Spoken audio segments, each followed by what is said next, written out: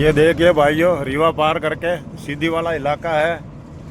आज भाई 24 अप्रैल हो गया है, फिर भी देखो फसलों की कटाई चालू है। इस पूरे इलाके में गेहूं की खेती भी बहुत तगड़ी होती है और कई कई खेतों में तो अभी भी गेहूं कटा हुआ पड़ा है और कहीं कट रहा है। वैसे 90% कट चुका है। बहुत ज़बरदस्त आम के पेड़ हैं, आम के बागान है देखने लायक। ये देख लीजिए, जिधर भी देखो आम के बड़े बड़े पेड़ हैं। बहुत ही शानदार नज़ारा है। बरसात के दिनों में बहुत अच्छा नज़ारा रहता होगा इधर का। हम जा रहे हैं सीधी से जाएंगे सिंगरौली, फिर जाएंगे रेणुकोट और वहाँ से जाएंगे गढ़वा। जहाँ टनल शुरू हुई थी वहीं से 4 लेन सड़क चल रही है। 10-12 किलोमीटर आ चुके हैं। देखते हैं कहाँ तक 4 लेन आती है। और ये पहाड़ों के साथ साथ रास्ता चल रहा है। टनल पार करने के बाद भी आपको फ्यूल स्टेशन तो इस रोड पर बहुत जगह मिल जाएंगे, ऐसी कोई बात नहीं है। और आप किसी भी फ्यूल स्टेशन पर खड़ी करके नाइट होल्ड भी कर सकते हो। छोटे छोटे फ्यूल स्टेशन आते हैं, गाड़ी लग जाती है। और कुछ रेस्टोरेंट और ढाबा भी आते रहते हैं बहुत जगह पे। ये नाइट में सब बंद हो जाते हैं, नाइट में आपको खाना शायद नहीं मिलेगा। ट्रैफिक बहुत कम चल रहा है धूप की वजह से। 4 लेन सड़क है, देखते हैं कहाँ तक आती है।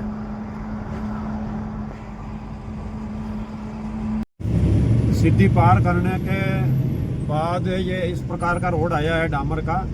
सिद्धि बाईपास में बहुत परेशान हो गया। सीमेंटेड सड़क थी, बहुत ज़्यादा ख़राब थी, तो गाड़ी चल नहीं पाती है उस पर। आराम से 20-30 की स्पीड में गाड़ी उछलती बहुत है। और सिद्धि बाईपास में आपको रिलायंस का पेट्रोल पंप मिल जाएगा और वहीं पर आप नाइट पार्क कर सकते हो और होटल भी मिल जाती है। सिद्धि बाईपास में गाड़ियों के मेंटेनेंस का काम भी अच्छी तरह से होता है, तो आप उस हिसाब से स्टे कर सकते हो अपना देख के। और सिटी पार करने के बाद ये रोड आ गया है, लेकिन इसमें भी स्पीड ब्रेकर बनाए हुए हैं बहुत जगह। और देखते हैं, इसमें भी फ्यूल स्टेशन भी बहुत आ रहे हैं, होटल वगैरह भी मिल सकती है, ऐसी कोई बात नहीं है। पार्किंग की जगह नाइट में मिल जाती है। तो अगर कोई रीवा में बहुत चोरी होती है, रीवा के आजू बाजू सोने में बहुत तकलीफ है। रीवा बाईपास में कोई जगह नहीं है, रोड का कंस्ट्रक्शन चल रहा है, गाड़ी खड़ी करने की जगह नहीं मिलेगी आपको। और इसकी वजह से आप वहाँ रुकने के बजाय रीवा पार कर ले और सीधा सिद्धि की तरफ आने वाली गाड़ियाँ, इधर बहुत जगह आपको जगह मिल जाएगी। लेकिन खाना रात को 12-1 के पहले ही मिलेगा, बाद में आपको खाना नहीं मिलेगा ज़्यादा लेट नाइट।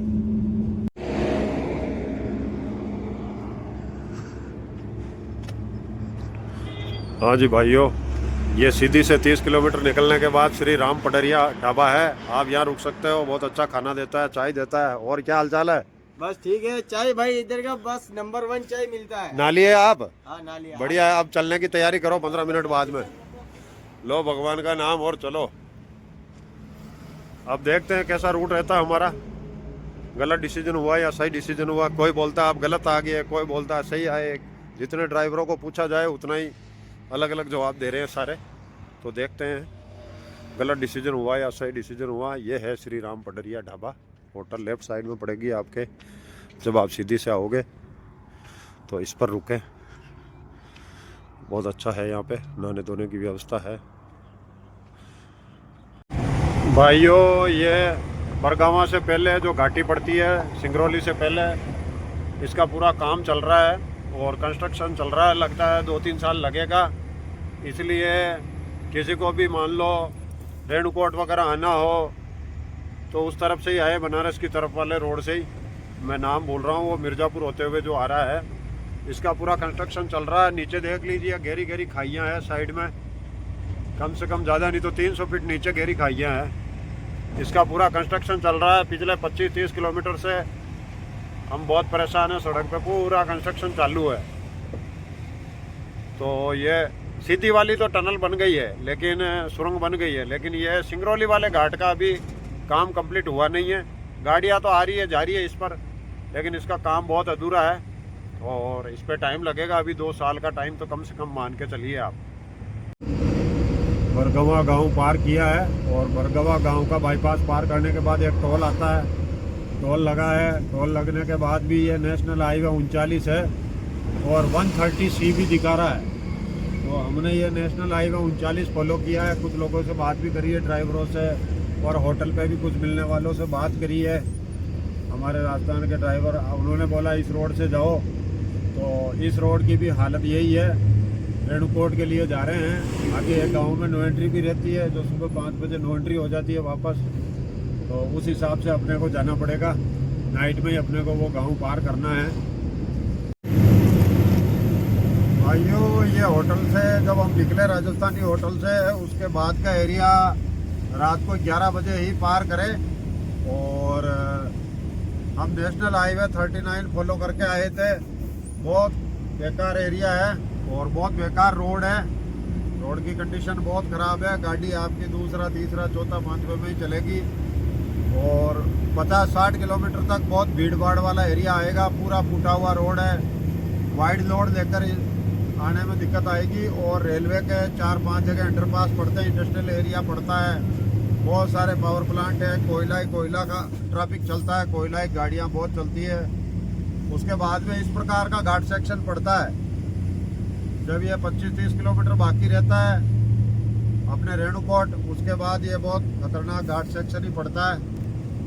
तो गाड़ी बहुत संभल के घाट सेक्शन में, क्योंकि हम तो फर्स्ट टाइम आए हैं, तो उस हिसाब से चला रहे हैं। हाँ जी भाइयों, रात में हम रेणुकोट में रुक गए थे भारत के पंप के सामने। तो यहाँ से अब चल पड़े हैं, सुबह की 10 बज रहे हैं। तो ये इस राइट साइड वाले नेशनल हाईवे 39 में ही हम घूम गए हैं। जो सड़क कुछ इस प्रकार से है, सड़क बिल्कुल नई डाली हुई है, और आवाज आ रही है कुछ पीछे, देखनी पड़ेगी, पता नहीं क्या आवाज है। बिल्कुल नई सड़क है ये। आगे जाके हमको लेफ्ट साइड घूमना है। गांव का नाम भूल चुका हूं मैं। भाइयों, ये गांव आया था दूधी, उसमें बहुत भीड़ भाड़ रहता है, और दूधी पार करके हमने एक पेट्रोल पंप के पास चाय नाश्ता किया है। जगह मिल जाती है दूधी पार करने के बाद, होटल भी है।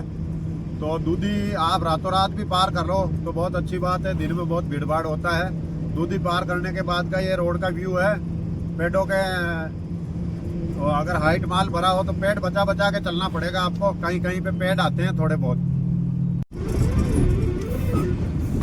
ये गढ़वा से 50 किलोमीटर पहले गांव आया है, और इस जगह से पूरा काम चल रहा है, कंस्ट्रक्शन चल रहा है रोड का। 4 लेन सड़क का काम चल रहा है। अब पता नहीं है कहाँ तक है, गढ़वा तक है या कहाँ तक है। पूरी सड़क 4 लेन बन रही है। तो जैसे जैसे आगे जाएंगे पता हमको भी चलता जाएगा। गढ़वा से 50 किलोमीटर पहले से ये 4 लेन का काम स्टार्ट हो गया है। भाइयों, गढ़वा पार किया हमने। गढ़वा बाईपास में जाके अंबिकापुर का बोर्ड आया था, उसी रोड में हम घूम गए। तो अपने को भौरी बुला रहा है, भौरी गांव है। और देखते हैं, इसी सड़क पे आ रही है, लोकेशन भेजी हुई पार्टी ने। अंबिकापुर वाला ही रोड है ये। तो इस सड़क का आगे बहुत अच्छा तरीके से काम हो रखा है, लेकिन जो भी पुलिया नाले आ रहे हैं वहाँ गाड़ी रोक के निकालनी पड़ती है। पूरा बैठा हुआ सड़क है ये। यहाँ पर कुछ घाटी के अंदर रोड अच्छा आया है, देख सकते हैं कि इस प्रकार का व्यू है घाटी का। उधर से हम आए थे, पीछे से वो सड़क आ रही है नज़र। डंपर बहुत चलते हैं इस रोड में, टिपर टेलर बहुत चलते हैं। तो ये घाटी है, सड़क का काम चालू है इसका। इसमें भी पूरा घाटी के अंदर कंस्ट्रक्शन चल रहा है। खतरनाक चढ़ाइयाँ थी, वो काट काट के ठीक की जा रही है। तो देश में कहीं भी चले जाओ, सब जगह कंस्ट्रक्शन चल रहा है। ये सिर्फ मोदी सरकार की वजह से ही हो पाया है, नहीं तो 70 सालों में यही सड़कें पहले भी यही पड़ी थी। ऐसी कंडीशन थी कि गाड़ी आना तो दोबारा आदमी भी नहीं जा सकते थे। तो 10 साल में ही पूरा नक्शा बदल दिया इन्होंने। और अगर इनके नितिन गडकरी जी के पास ये मंत्रालय और 10 साल रहे उनके अंडरटेकिंग में, तो बहुत बेहतरीन काम होगा। यही लीडर का फ़र्क पड़ता है कि भाई लीडर दूरदर्शी होना चाहिए, कैसा होना चाहिए। हाँ जी भाइयों, रंका पार करके गढ़वा से रंका है, और रंका से 20 किलोमीटर आगे इनका यार्ड था। इनकी यार्ड में आए हैं खाली करने के लिए। यहाँ की लोकेशन भेजी थी, हमको बोला गढ़वा का था और बुलाया है 50-60 किलोमीटर आगे। ट्रांसपोर्टर से बहुत बात करी, लेकिन ट्रांसपोर्टर ही पार्टी का साथ देता है।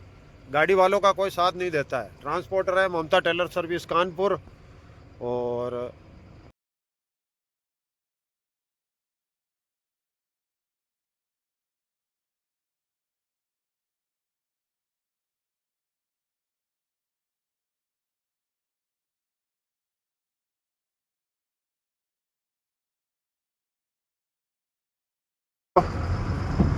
कोई ट्रांसपोर्टर साथ नहीं देता गाड़ी वाले का। बहुत कम ट्रांसपोर्टर होते हैं जो पार्टी से जिद बहस करते हैं, तो बहुत प्रॉब्लम होती है। कुल मिला के गाड़ी वालों का कोई सगा नहीं है, सब खाने वाले ही है गाड़ी वालों को।